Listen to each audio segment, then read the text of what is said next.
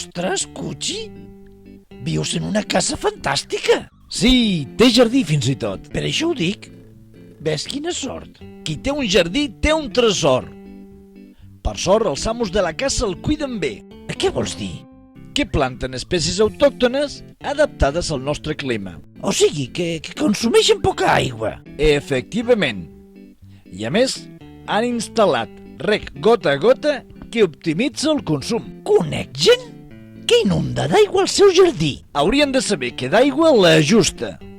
Si en poses més, no li fas cap favor al teu jardí. Un últim consell per acabar. Crec que ja ho sabeu, però ho tornarem a dir.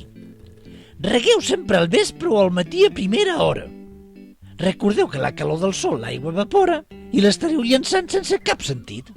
Potser tu pots pagar 1.000 litres o una gota, però pensa que al planeta l'aigua s'esgota.